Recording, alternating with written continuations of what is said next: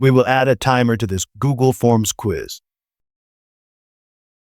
First, make sure your form is published. Press the dots button on the upper right corner, then select Get Add-ons.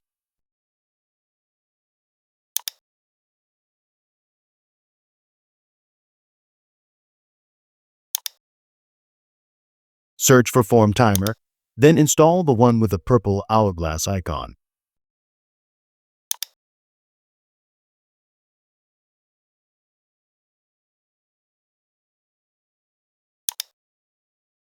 Select your Gmail account and accept all.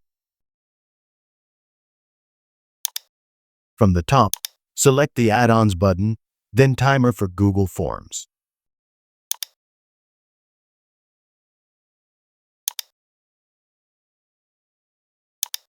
Wait for it to load at the bottom right.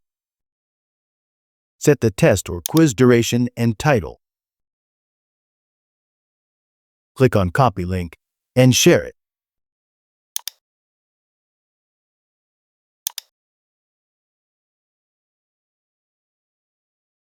As you can see after starting it, the timer will start counting down. All done. Please subscribe.